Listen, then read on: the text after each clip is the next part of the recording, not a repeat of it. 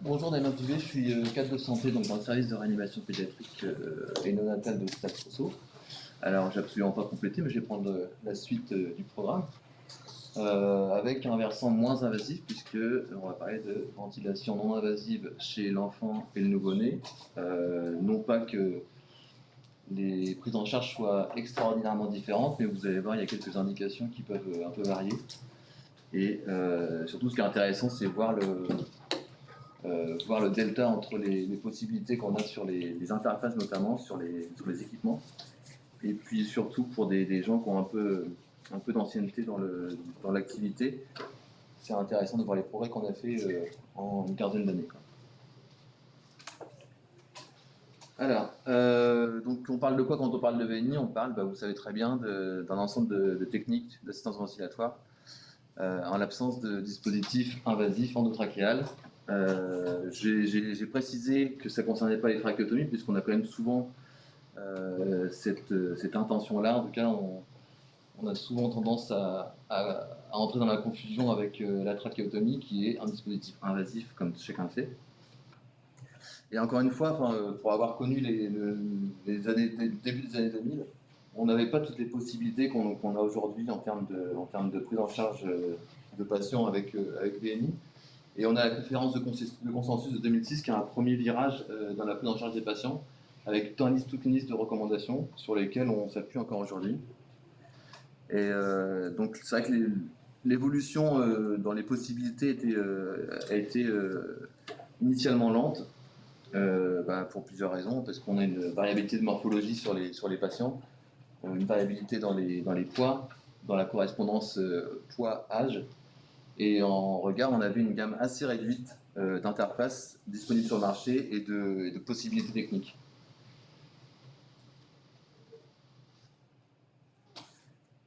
Alors, un point sur lequel tous s'accordent, c'est que la prise en charge d'un patient sous VNI nécessite une expertise de l'équipe médicale et paramédicale. Tout ça pour conduire de manière optimale le traitement et de manière sécuritaire.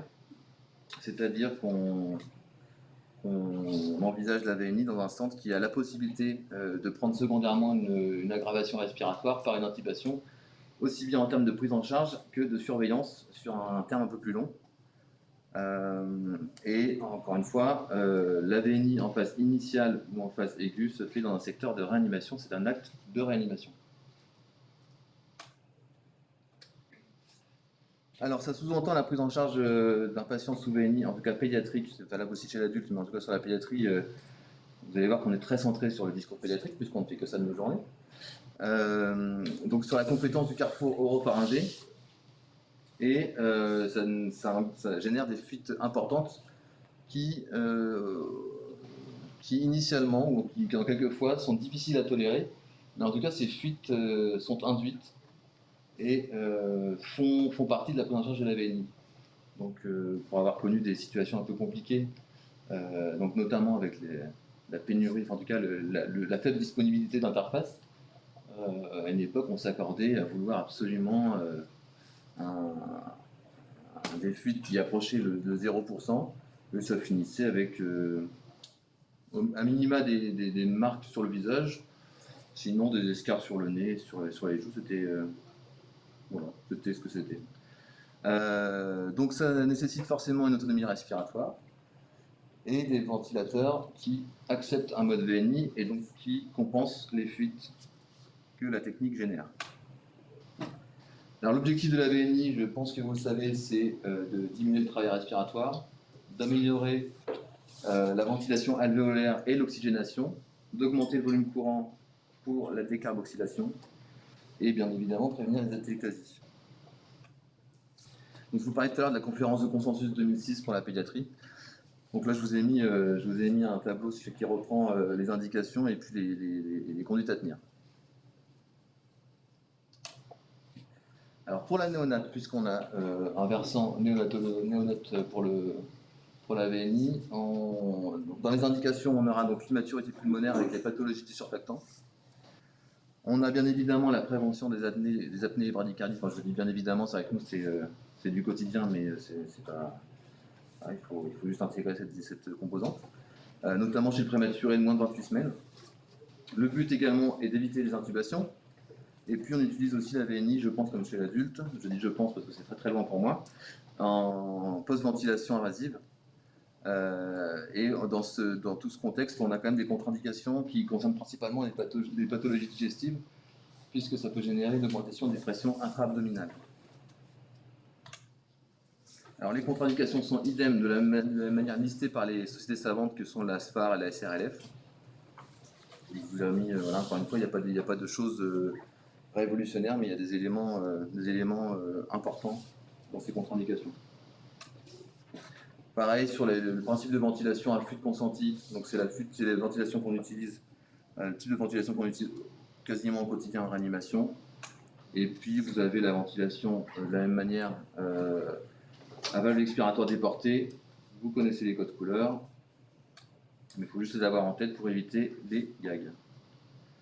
La mise en œuvre, c'est la même que chez l'adulte, à la différence près que vous voyez, on a déjà un ensemble d'interfaces, donc je vous l'ai mis à disposition, qui globalement va du masque nasobuccal au canule chez le plus petit. Donc le respirateur, le choix du respirateur en tout cas dépendra du patient. Idem pour le mode ventilateur, puisqu'il y a des respirateurs qui notamment je pense au Babylog 8000, qui ne permettent pas tous les modes ventilatoires désirés. Alors parmi ces modes ventilatoires, on a donc BSPEP, globalement le principe de pression positive continue, donc sans spirométrie, et la VSPEP AI, pour laquelle on peut avoir un monitorage des débits. Et donc le principe, c'est une PEP plus un trigger. Alors, la question du réchauffeur, c'est des questions qui reviennent de manière un peu cyclique. Les recommandations, elles concernent principalement le confort du patient et lutter contre la survenue des complications que sont épistaxis, bouchons. Mais clairement, pour se reporter sur des études adultes, ce qui revient souvent, c'est la tolérance et le confort entre l'indication du réchauffeur. Alors, en ce qui concerne les interfaces, on a une gamme qui est, donc, je vous disais, qui est assez étendue, puisqu'on doit prendre en charge des patients de 500 grammes jusqu'aux jeunes adultes, voire aux bons jeunes adultes de 100 kg, avec des types différents, avec des morphologies différentes.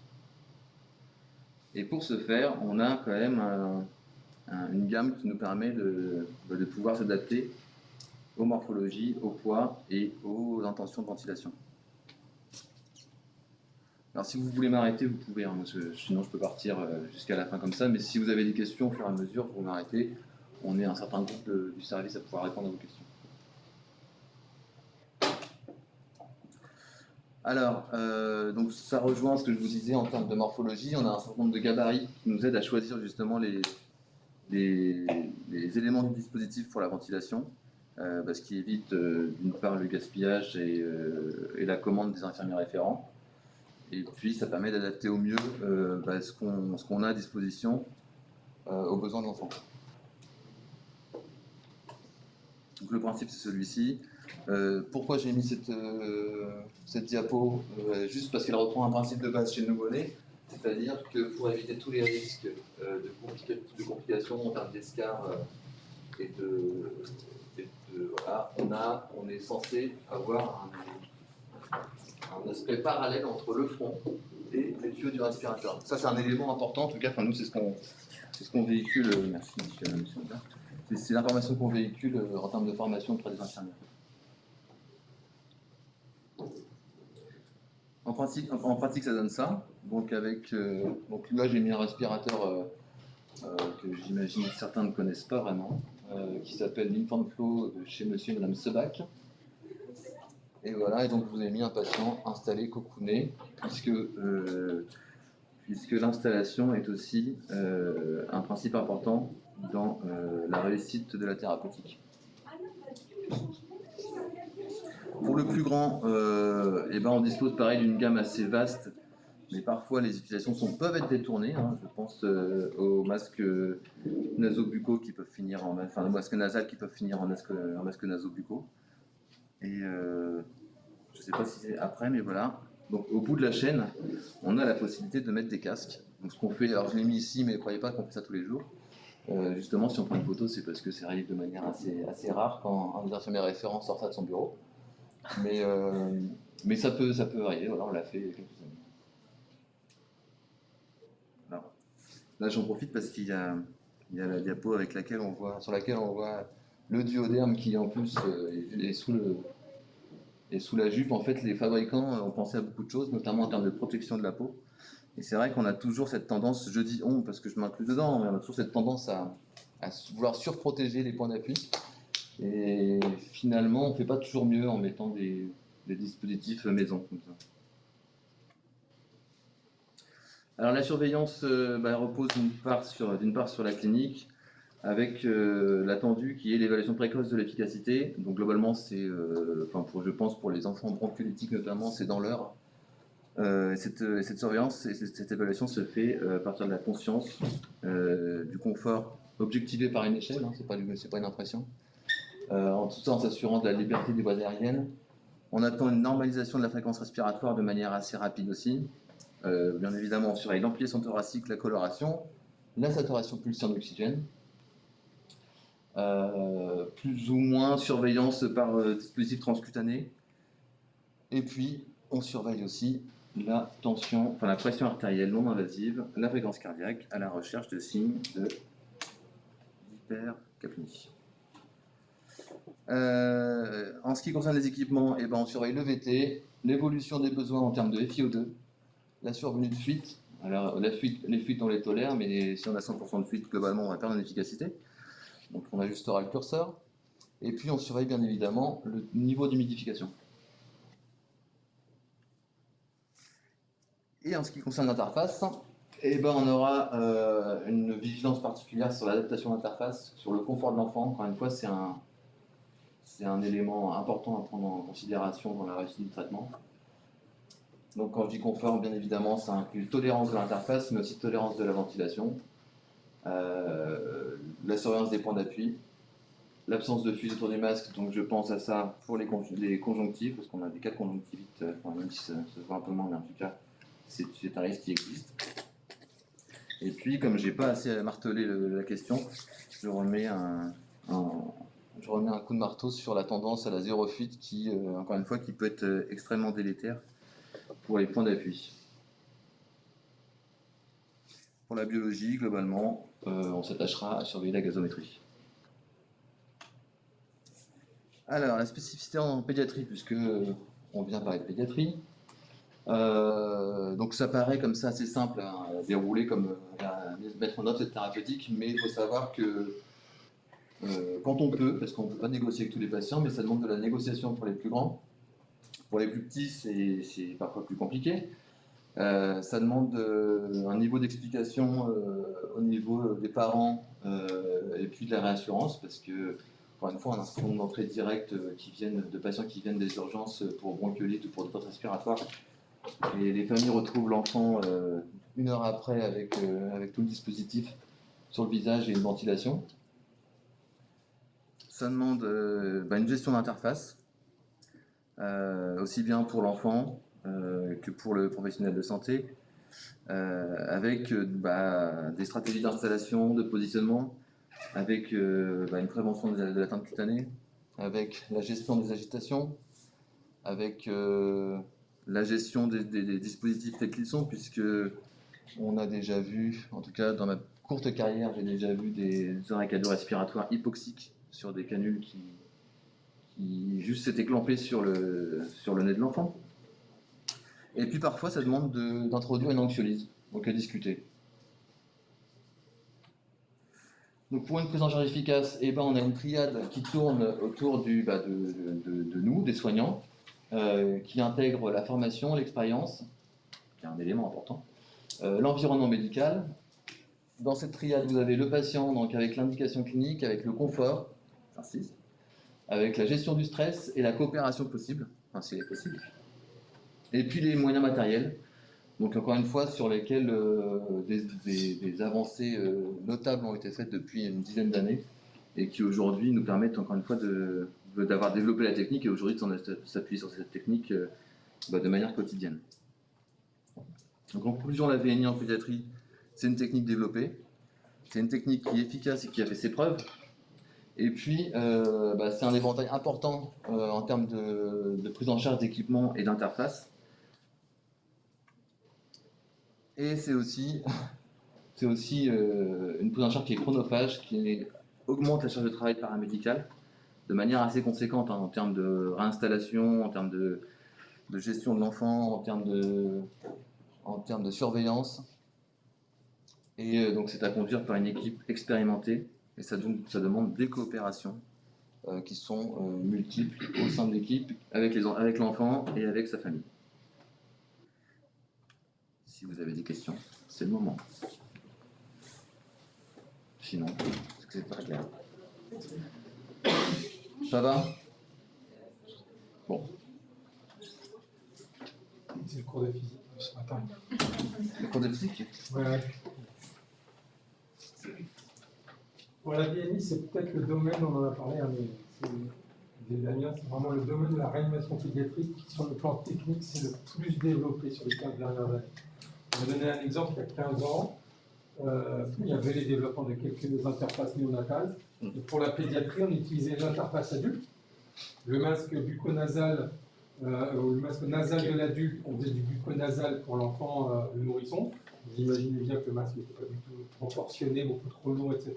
Les fixations pareilles. Et on utilisait ceux qui avaient une ventilation au long cours, avec des masques thermoformés qui étaient faits par des moules, par des spécialistes extrêmement rigides sur lesquels on mettait des mousses, etc. Et on utilisait les mêmes masques pour faire de la ventilation à fuite. Donc on était dans une pénurie d'interface qui était dramatique. Pourquoi? Parce que la pédiatrie, elle est entre deux mondes, un monde de l'adulte et un monde de la néonatologie, où il y a du potentiel de patients. Donc ça intéresse les industriels, et puis la pédiatrie, la réanimation pédiatrique, c'était un peu une niche. Depuis 10 ans, ça s'est complètement transformé.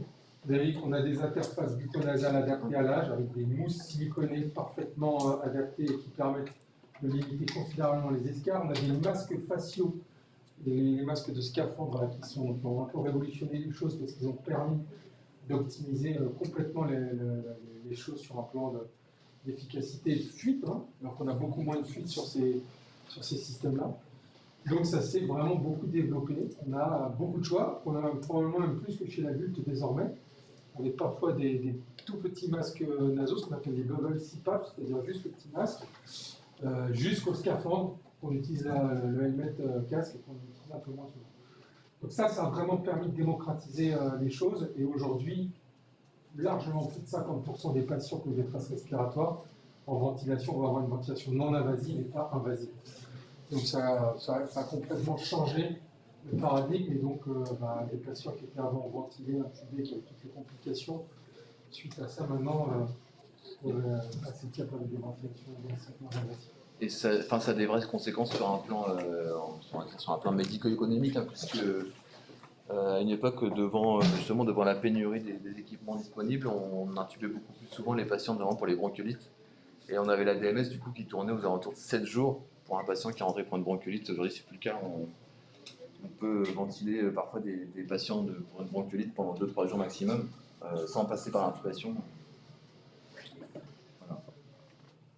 Donc ça a vraiment beaucoup évolué.